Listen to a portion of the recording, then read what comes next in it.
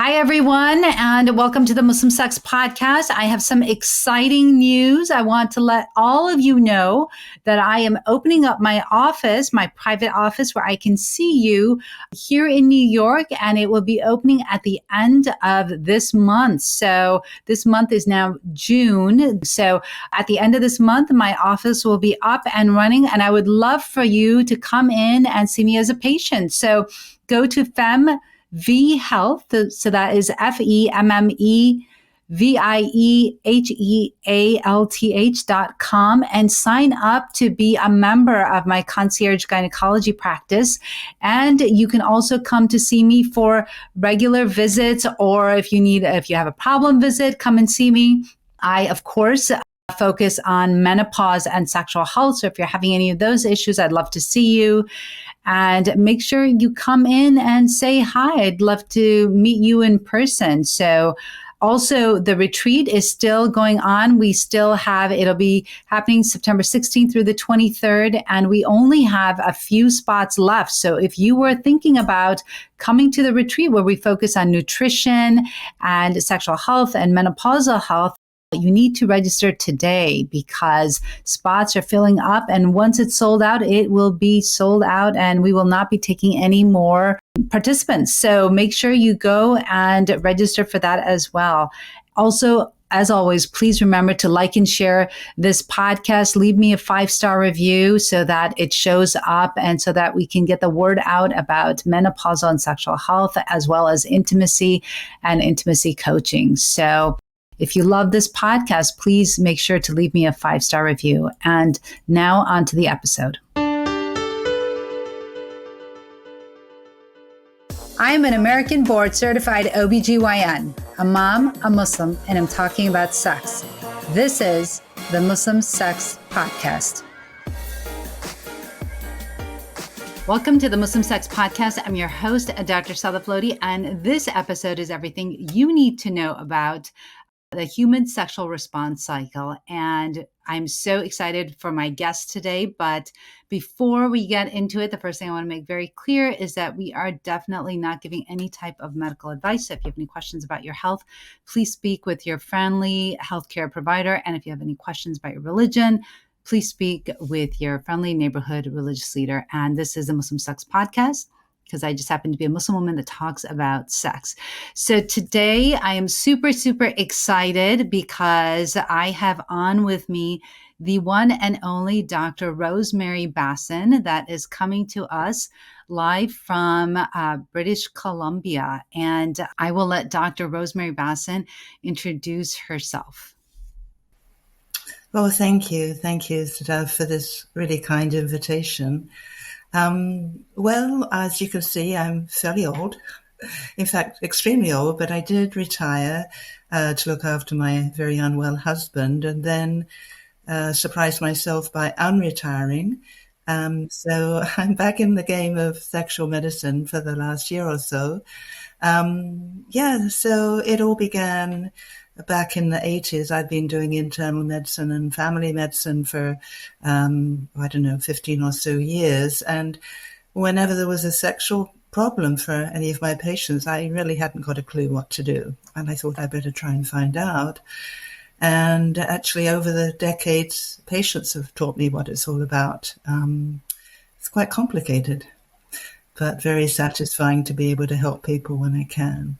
Absolutely. Absolutely. And so, you're being very humble and you haven't mentioned at all the work that you've done. And you've done so much research. You've written so much about the human sexual response cycle. You've just done so much work on it and brought so much to the understanding of what the sexual response cycle is. And I know that, so in medical school, and I'm sure perhaps it was the same for you when you went to medical school, and you can please correct me if I'm wrong. But, I didn't learn anything, at least when I went to medical school at Michigan State University, and we didn't learn anything really about the sexual response cycle or, anything really about it. What we learned was what they call the male sexual response.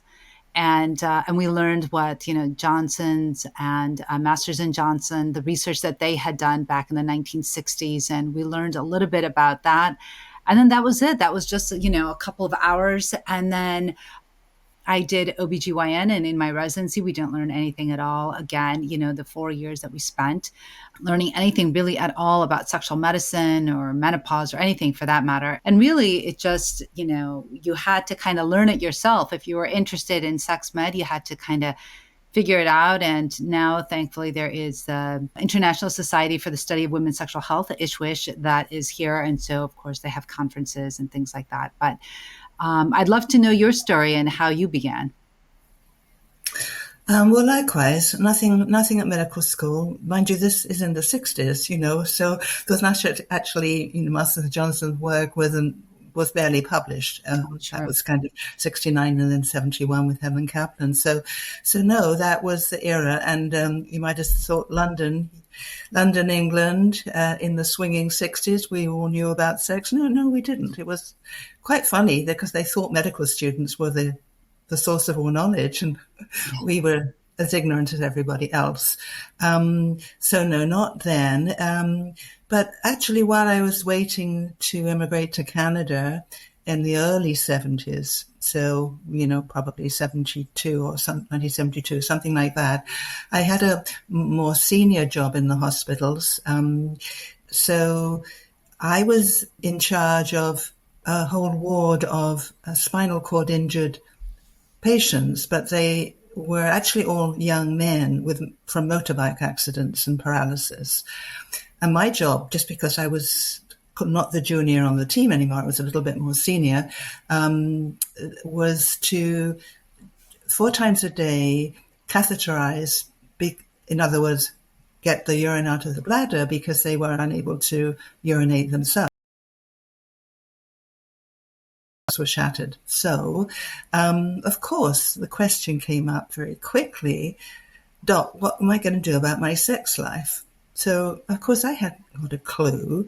So I asked my boss, well, not quite the boss, because we had this kind of hierarchy in these teams in Britain. I think they still exist.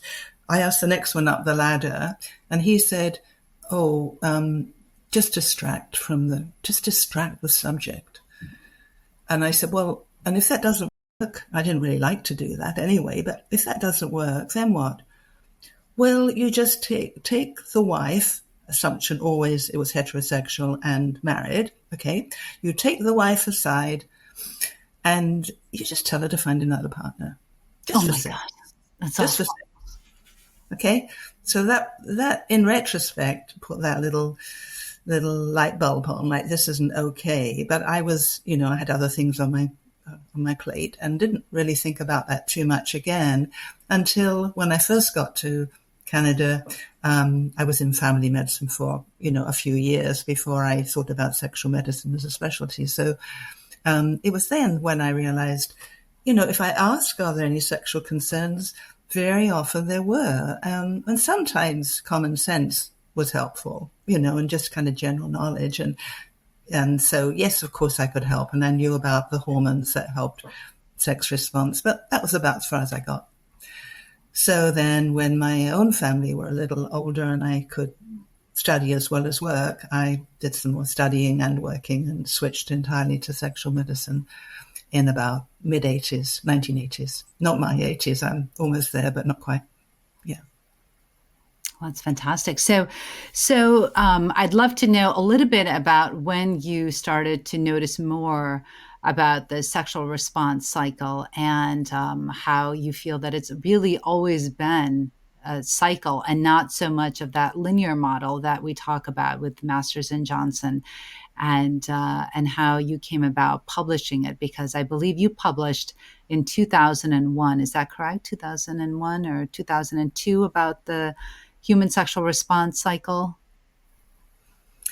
Yes. So, right away, speaking with patients, both those who had some kind of sexual problem, often in the context of a chronic medical problem, not always, but sometimes, because, medical conditions are common and sexual life can continue despite other medical difficulties, including mental health, but also physical health.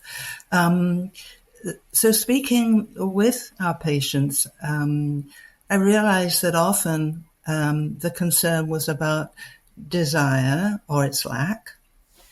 And that was very interesting. And people, I realized, meant different things about what desire was and what it was they were missing. But it was often focused on that for both women and men. And as you are mentioning, the idea that sex could be portrayed in terms of getting aroused and then getting more aroused and then having an orgasm and then feeling wonderful and it's all over in this kind of line was part of the story, but only part of the story, because why did they start getting aroused or not? Well, it's because, there was some arousal there and some desire to act on it. So, in that line, there's the desire part, the motivation to start the whole process or continue the whole process. That little piece of the experience wasn't there. And actually, amusingly, now I'm recalling, we had to teach, unlike your medical school experience, Sadaf, and my own, at University of British Columbia, where we are part of their teaching faculty, we have always taught sexual medicine. So if you're UBC trained and you don't know about sex, that does not make any sense. In fact, I remember a student once saying to me, you know what, I feel more comfortable taking a sexual history now than setting an arm with a fracture. So I thought that was quite sweet.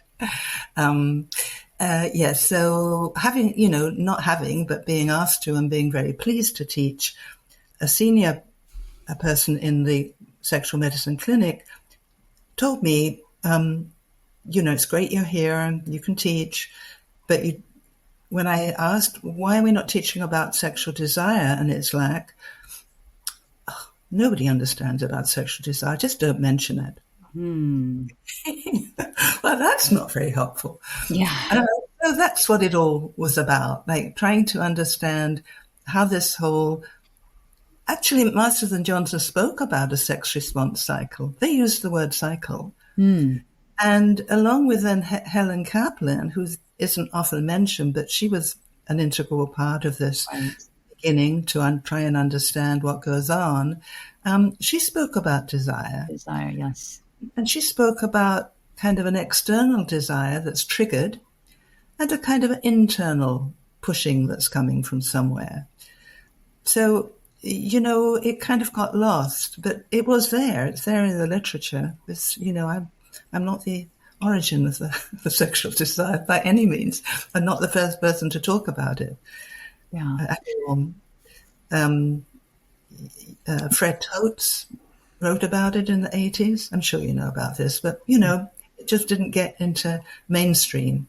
I guess they didn't draw circles. Right. You drew the circle. And so that's what got in. So, I'm really curious. So you and I talked a little bit about spontaneous desire and responsive desire. And, you had mentioned something that I thought was really, I guess, mind-blowing for me, in the sense that, you feel that really everything is responsive desire and that there really is no such thing as spontaneous desire. I'm wondering if you could talk a little bit about that. Sure. I think this is really important because for some people, it feels like they have, or they used to have, or their partner has something that's kind of innate and spontaneous. And I myself, in writings, I have used the word spontaneous, but I've always put quotation marks around it. And sometimes in the publications, quotation marks aren't there. So it looks like, okay, there's two kinds of desire. There really is spontaneous.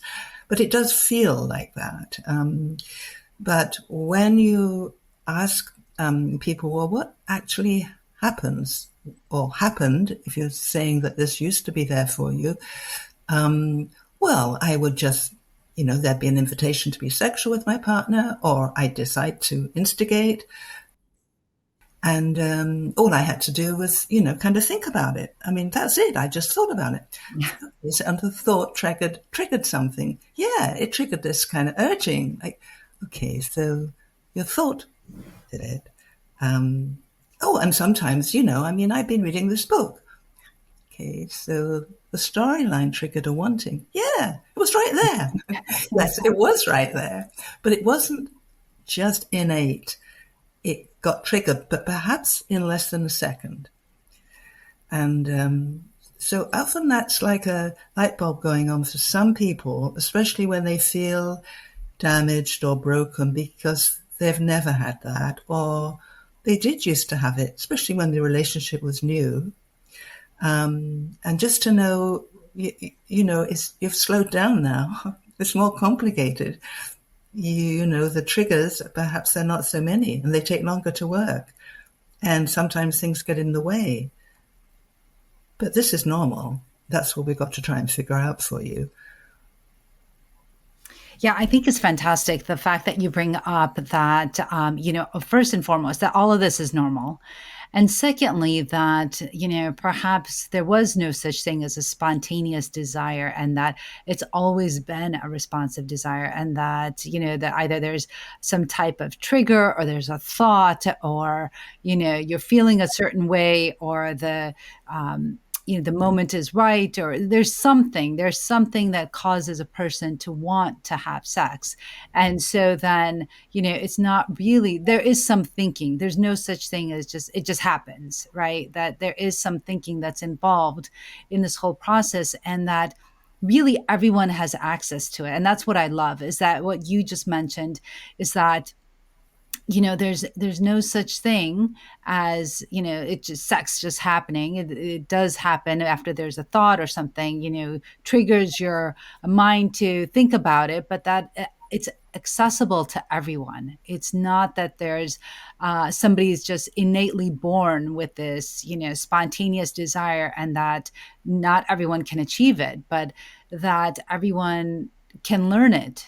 And if they wanted, they can have it also. And there's not something wrong with them or really not something wrong with their relationship, I think, right? If they don't find that in a relationship where there's like this, all of a sudden, this spontaneous desire. Because I think most people will notice that when they really start to think about it, that anytime they've had sex, it's been responsive and it's not really spontaneous. So I think that is fantastic that you mention it, and that really everyone can have that if they want it. Yes, and of course, how easily arousal and desire is triggered is very variable. Yes. For some people, it's more complicated and it doesn't happen so often. Right. And for other people, especially, teenage boys, it's perhaps a bit too much and they can't concentrate on their work. So it varies. Varies through life, varies from person to person. Right, right. And I think that's where really, when we start thinking about somebody that comes in with decreased libido, that we start thinking about that biopsychosocial model, right? And we think about like, what are the biological things that could be affecting it? Do they have anxiety? Do they have depression? Are they on meds that may be preventing their libido? Are they on birth control pills that's decreasing their libido? Or is it, something psychological? Are they struggling with depression that they don't know about that, could be interfering with their libido? Or is it social, right? Do they grow up in a sex negative environment where they were never allowed to express themselves in that sense, and so now they've carried that with them and they just are not able to access their sexuality and really having a hard time feeling that arousal or that sexuality, right? Is there a stigma? Are they a working mom that is working so many jobs that there's so many things on her to-do list that sex just becomes another chore? And then we know that anytime something is a chore, you're not going to want it, right? I always tell patients that what Emily Nagoski says is to want sex is to have sex worth wanting. So, it's if you are getting something out of that experience, you're going to want it. But if it's something that you don't enjoy or you're not getting anything out of, you're not really going to want it. Yeah. So all of those interfering items you mentioned, Sadaf, so they will all potentially interrupt the mind's ability to notice something sexual and then process it onto a little bit of arousal. It just either the stimulus, the kiss, or the voice, or the memory doesn't go anywhere because of all those potential interfering items. And one of them, as you mentioned, might be just that thought: it's not going to be very rewarding. So again, it's kind of dismissed, and a person might not realize it was even a possibility. It's like already the brain has kind of excluded it from you being in the conscious mind for more than a microsecond or not at all.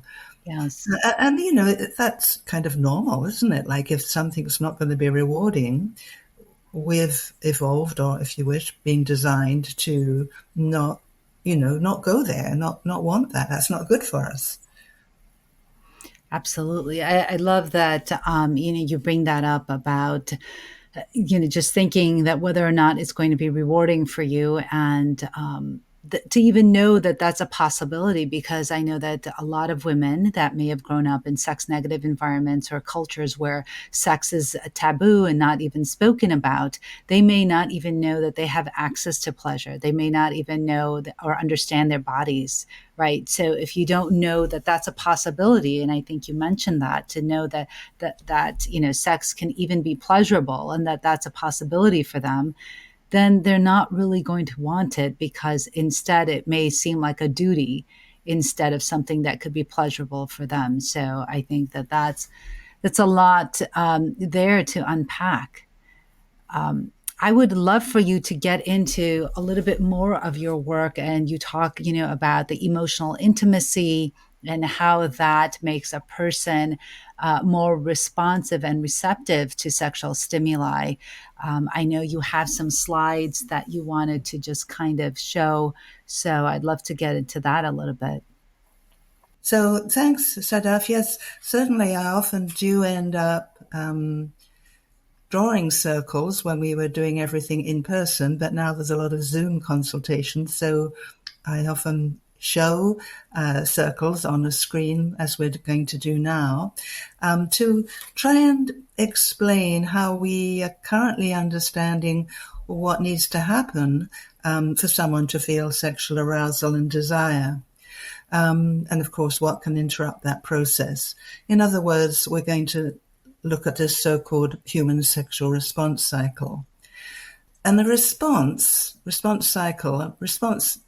needs a stimulus. So this is kind of obvious, but more important to note that for us to respond sexually with some arousal and some desire, we need something sexual that we can potentially process in our mind to something we call arousal, which is described differently by different people, but they will say there's something going on in their mind, a kind of excitement, expectation of sexual sensations.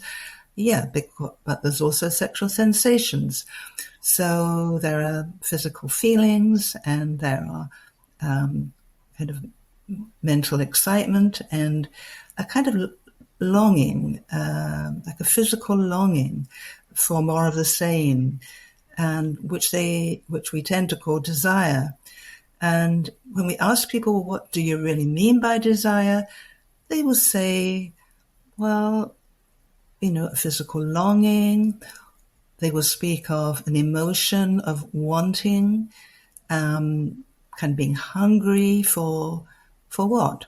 Well, for those kind of urgings in my body and sensations.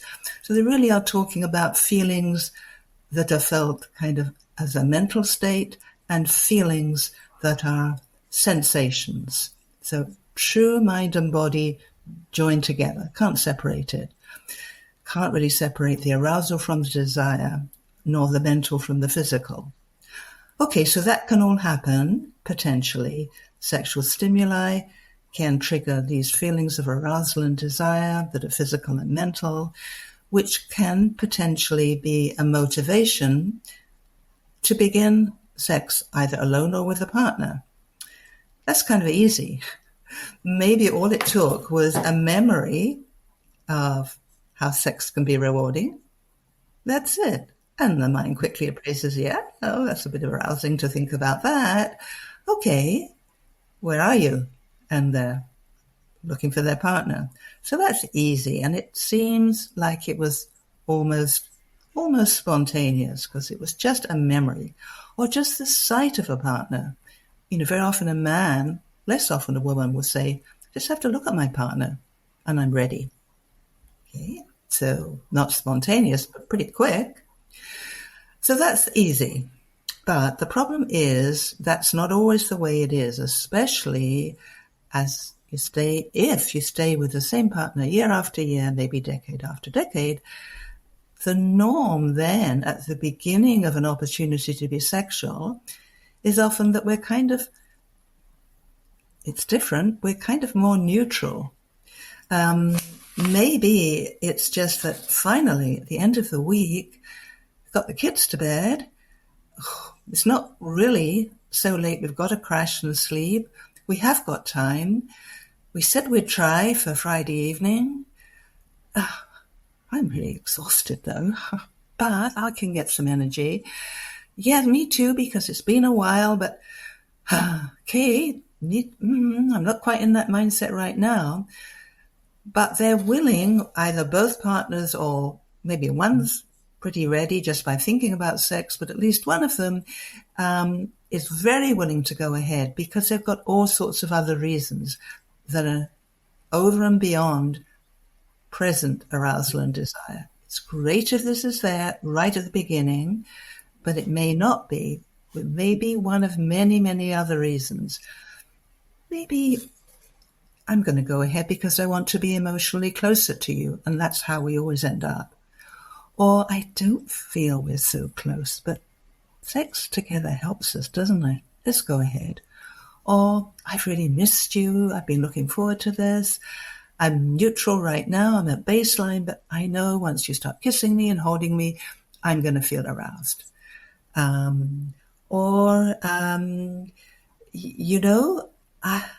I just feel we get along better when we have more sex. We're not so picky with each other. Or just simply, I just enjoy it. I know I'm going to enjoy it, and I'm going to enjoy it with you more than on my own. And so, sure, I wasn't thinking about it right now, actually, but I know it's going to be rewarding. So we have all these other totally normal, healthy reasons to go ahead, even if we don't yet feel aroused and desire. And that is normal. That's not second-rate sex. That's normal. But, of course, we do need the right stimuli, the right context. We might need it to be very private, very safe. Maybe the opposite. Maybe we like something that's a bit risky and a neighbor might hear, but that's not quite so common. So we definitely need to communicate to the partner how we like to be touched. We don't like to be touched, for that matter. And perhaps we want the partner to slow down. We don't want to have breast touching straight off, thank you. So we're all very particular. Very important that we can convey that to the partner. And then, of course, there's all the processing that needs to go on in the mind before we can feel that state that we call arousal. Very complicated. We won't go into details now, but imaging, people who are willing to be participants in research, who are willing to lie in a functional MRI machine, and despite all the noise and the technicians running around, they can watch an erotic video and get aroused and even have an orgasm. Isn't that unbelievable? That people can.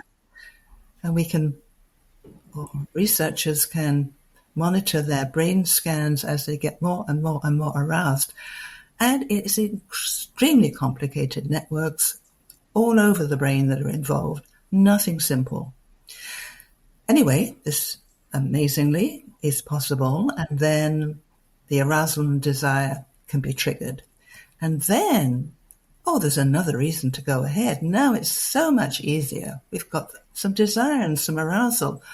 Oh, we'd like a little bit more intense stimulation, thank you. Yes, now you can touch my breasts. It's all so much easier to get more aroused.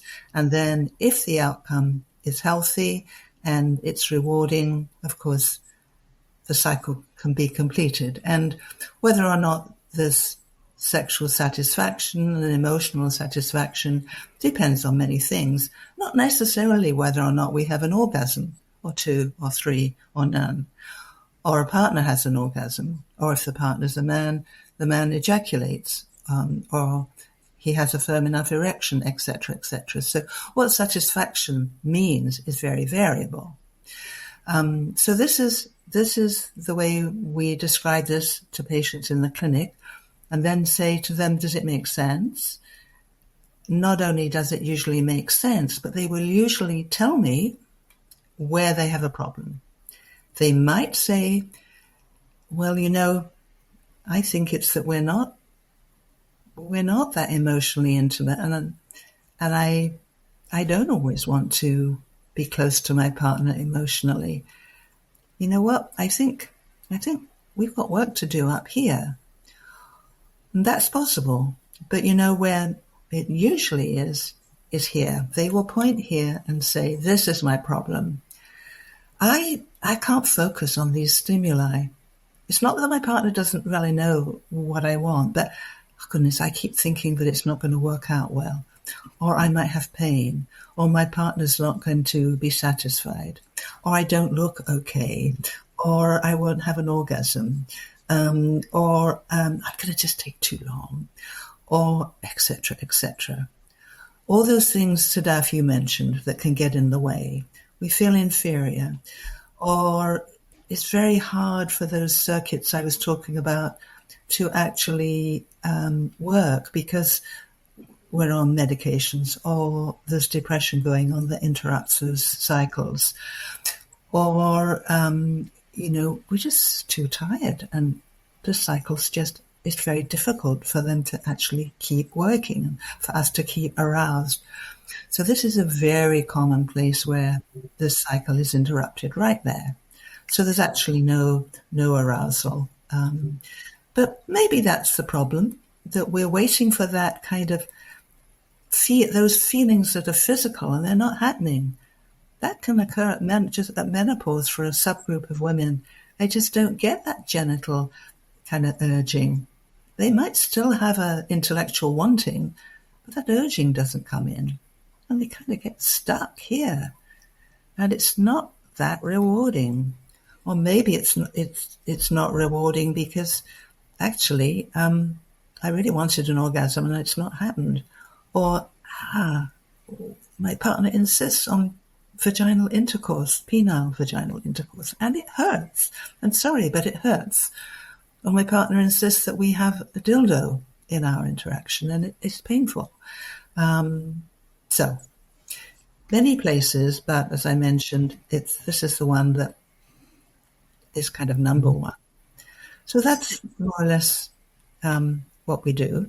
Yeah, I love that you did bring up menopausal women. And I know so many practitioners have talked about how for when both men and women age, when men start to have problems with their erection, they go and they get that, the little blue pill, Viagra, right, to help with their erections. But for women, a lot of practitioners don't address that, and women don't know that they need to have that addressed, right? So practitioners are not really doing women a favor by prescribing Viagra for the male partner when they're not taking care of the female partner. And taking care of the female partner might be that when she's in perimenopause, menopause, that she's starting to have pain with sex, and whether that's vaginal estrogen, or maybe she has lichen sclerosis, maybe she has other issues, vestibulodynia, hormonally mediated vestibulodynia. I'd love to just kind of mention something really quick, is that I had a patient most recently in the clinic that every time she is 52, she's 51, 52 years old. And she came to me after she had seen a few practitioners in that same clinic. And And nobody seemed to be able to help her because they kept just prescribing her vaginal estrogen. And she said, every time I start to have sex with my partner, it feels like, he's hitting a wall, and it's just so painful for me. And I can't, I'm not enjoying sex at all. And I just don't want to have it anymore. And it's just really, really painful. And I feel like I'm tearing. So when I took a look at her and examined her, I noted that she had these white plaques on her vulva. And, we took a little, they weren't really plaques, but they were areas of her vulva that were starting to become a little bit discolored. And I could see where part of the perineum, or the part of the vulva, was starting to, she was getting almost like cracks in it, right? So she was tearing a little bit. And I took a biopsy and it came back lichen sclerosis. And so all these practitioners that she had seen were giving her vaginal estrogen, which should have helped her just, increase that blood flow, increase lubrication, all of those things. But they weren't addressing the root cause of her problem, which was that lichen sclerosis. So once we started to address that lichen sclerosis and give her the medication that she needed, now she's starting to feel better. So she's using her clobetasol and she's using her vaginal estrogen. And both of those things are helping her so much that she actually tried to have intercourse now, and she said she no longer feels that pain. She doesn't feel a wall, because then she started to experience vaginismus as well, right? So she's got this pain where she's already anticipating pain. She feels like she's tearing, and now she develops this tightness of the pelvic floor muscles because she's anticipating all this pain if she's going to have intercourse. And that's where that wall was coming in. So all of these things coming together, was causing her severe distress, and she didn't know what was going on, and no one seemed to be able to help her. So I was really grateful that we were able to come up with a diagnosis, start treating her, and then also talk to her a little bit about the vaginismus that she had developed that she never had before this whole problem came about. But now she started to develop it because she always anticipated the pain when she would have intercourse. Sure, lichen sclerosis, and of course it affects younger women too. And so it's certainly, I worry sometimes the days of so many telehealth, and you've got to do an exam sometimes. If there's pain, you must do an exam. Absolutely, 100%. It sounds like your patient had fairly obvious lichen, rather than it was, some obscure little bit that could be missed. It looks like she had more than one area that was suspicious.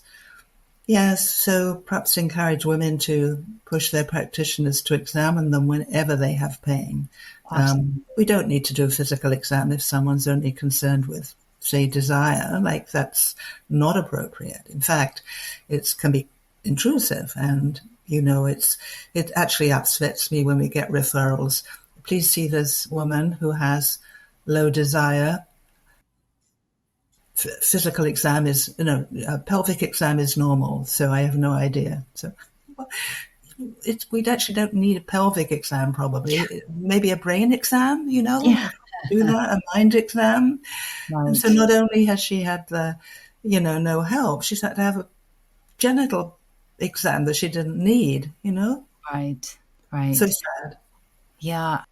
So, I'd love to get your take on when you think it's appropriate for somebody to be placed on. So now we have medications, right? For so long, we didn't have medications for women and their libido, but now we have 2 FDA approved here in the US medications that work on the receptors in the brain to help increase libido. One of them helps to increase norepinephrine and dopamine. And, one is a pill, one is an auto injector.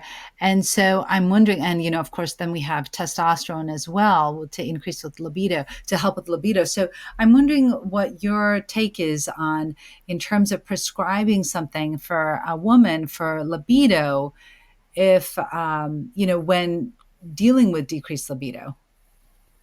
I guess the short answer is no, we don't prescribe any of those 3 for desire concerns. We've looked very carefully at the clinical trials, and statistical significance, as you know, may not mean clinical significance, and risks are huge.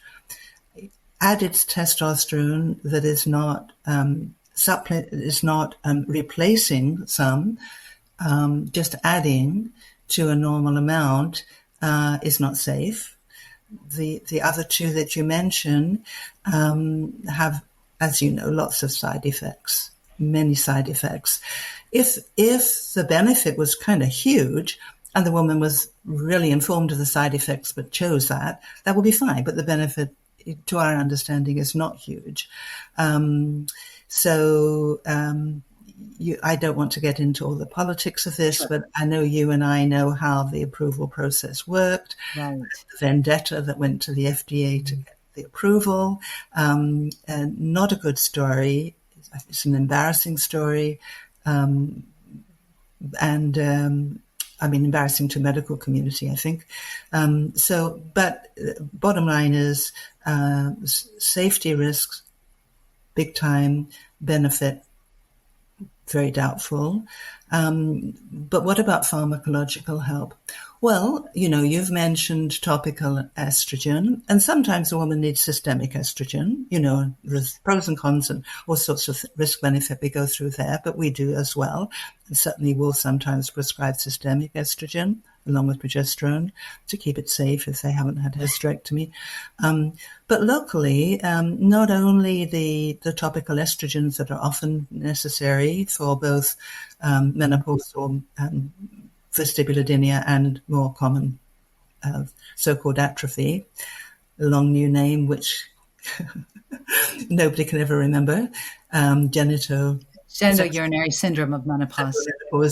GMS, but most patients don't know what GMS is, so we end up with that awful atrophy word. So of course that's very, very common and often needed, and often needed even if there's on a little bit of systemic estrogen. So not to say, oh no, you've got enough, maybe not. Have a look and see, maybe there isn't enough there. But it was shown that prasterone or dehydroepiandrosterone, DHEA, that's now approved both in the US and Canada, not only helped lubrication, but in the 13 milligram dose, the one approved, or the requested approval was for 6.5. But if you go back to the research, the 13 milligram dose, actually the women were quite reliably after 3 months saying orgasm intensity was back, rewardingly so. And at both doses, more women than in the placebo group were saying their desire had increased. And that was interesting. And so we were using DHEA off-label for a good decade or so before it got approved, because we kind of knew about these results. We had been working with Professor Labrie, who was behind all those trials. And we had found women saying the same thing, my desire's back. And so we had said, oh, what you mean is, I guess, you're motivated for sex now, it doesn't hurt. Yes, and my desire's back. So you mean you just kind of, it's okay now, it's more rewarding, so you're more desirous. Yes, and my desire's back. And finally we listened to them. Something else is going on. And we thought, well, that's weird because there's no DHEA getting to the brain. There's no absorption of the estrogen and the testosterone that comes from the DHEA. Once it's in the vaginal and vulval cells, it gets converted to estrogen and testosterone. But that doesn't go into the bloodstream. It's been measured. No, there's no increase. So why are they saying their desire is better? Then we realized what they were actually saying was that they were getting that component of desire that's physical, that kind of genital urging, those sensations.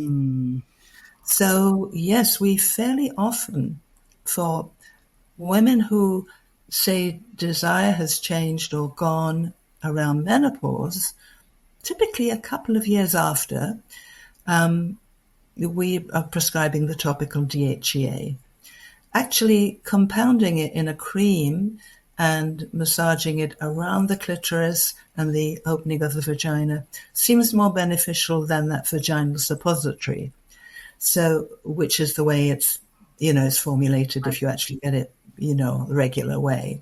But either way, and it's usually 6.5 is enough, if not 13, and 13 doesn't enter the bloodstream either, the testosterone and estrogen. So, you might want to avoid that if there's breast cancer history.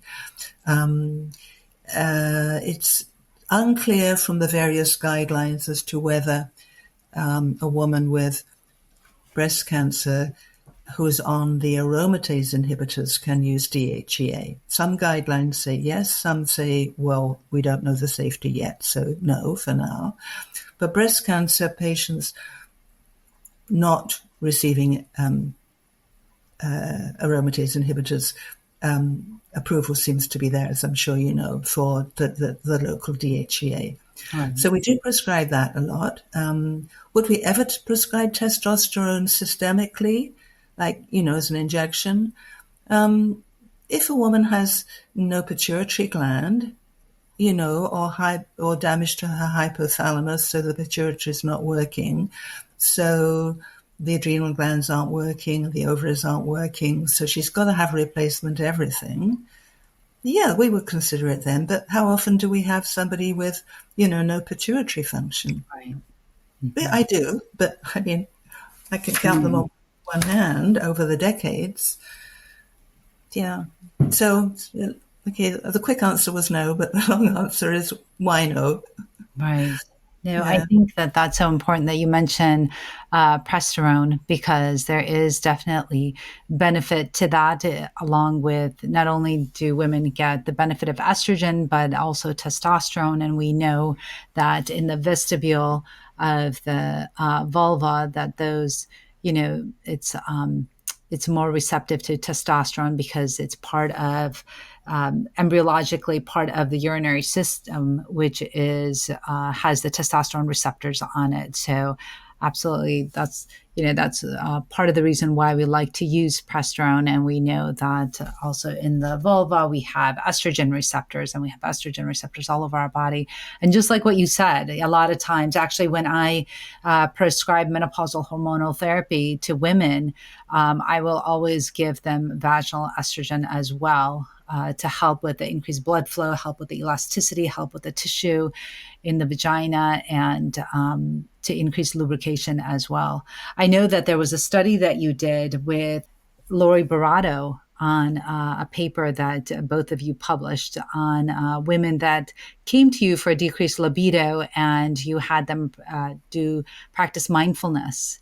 And you noted after 6 months, I believe, that there was increased lubrication, increased arousal, and increased desire in those women that practiced mindfulness during intercourse. Is that correct? During sex, yes. I mean, often it's not intercourse that's most rewarding for women. It's more the vulval touching, the breast touching. Sure, I mean, probably mindfulness skills, encouraging them either, more formally in a group format, an 8-week program, or just individually. It's probably the mainstay of our therapy. Because if you go back to the sex response cycle, where it's usually interrupted, that's because of this monkey mind, like we don't stay focused on the sexual stimulation. We're all over the place. And of course, if we can train our mind to be more mindful and focus where we wish to focus, then of course it's going to really help us move from kind of neutral to arousal. The other half of mindfulness not only is paying attention, but accepting what we're feeling. So instead of that thought, oh, I'm not feeling enough, oh, I'm being too slow, we just let that thought go and we feel what we feel and accept it. So it's wonderful. So it's not a drug. It's much more powerful than flibanserin or any other one. Yeah. So yes, mindfulness is our number one. Actually, for men too, we use mindfulness a lot. We have, it's very helpful for erectile dysfunction when there's a lot of, difficulty staying focused. And helps premature ejaculation, delayed orgasm. You name it, mindfulness helps. It's amazing. And what's great about mindfulness is that it is accessible to all. Right? Like you don't need money for it. You don't need anything. You just need to practice it. And the more you practice it, the better you get at it. And it's easy enough to do. and it really works. And you have the research to prove that. So that's been fantastic.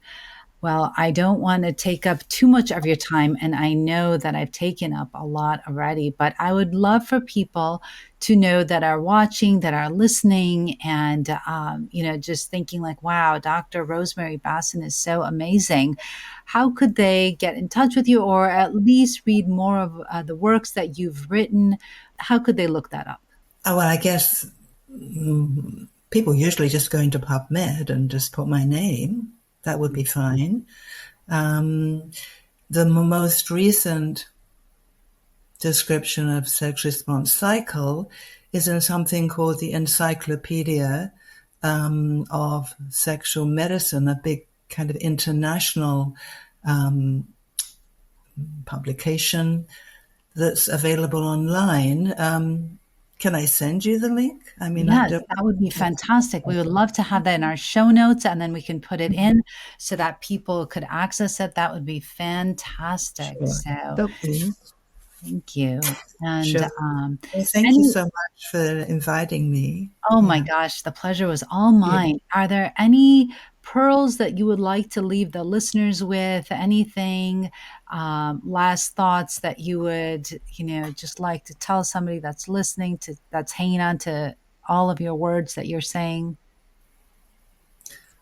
Well, just to realize that almost certainly if you just think about how people can get aroused and trigger some desire, and think of your own situation, if this is your concern about low desire or lost desire, and realize it's going to be logical. There are going to be reasons that have interrupted this process, and it's not you that are somehow deformed or abnormal or disordered. You don't have a mental disorder, despite, excuse me, but the American Psychiatric Association and the equivalent in all the other countries saying you do. Of You course. don't. It's not a mental disorder. Yes, it's a problem that affects our minds as well as our bodies. So sure, there's a mental component, but it's not a disorder. It's usually a logical consequence of all sorts of factors that are going on. And some of those are easily changed, some of them more difficult, but they can often just be adjusted enough. So, it's not that you're an inherently disordered person. It's just probably a lot of things have happened that have disrupted your ability to enjoy arousal and desire. And there's lots of therapists around that don't have to have a medical background. That's always helpful if you've got someone like Sadaf you can go to who understands both the mind and the body. But, there are lots of people who can help, as well as some literature, just to realize it's not an inherent disorder, much more likely a consequence of events in your life, past and present. So fantastic. I love that. I love that you mentioned that there's not something, a lot of times when people come and say that, I have decreased libido and I don't know what's wrong, there must be something wrong with me. And I love the fact that you state that, there's not necessarily anything wrong with you. And whatever is wrong is very logical and it's not so elusive, right? We make libido sound like it's something that you just can't get back once you lose it, whatever. But it's something that, again, is accessible, that can come back. There's not something wrong with you.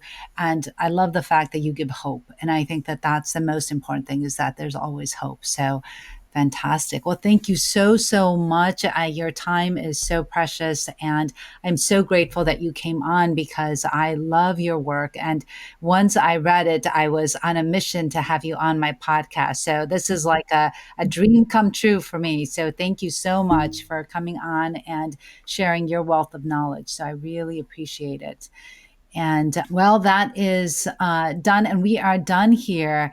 And it's been real and really intimate. And remember, this is not meant to be any type of medical advice. So if you're having any questions about your sexual health, please speak with somebody that can help you out. And until next time, this is the Muslim Sex Podcast.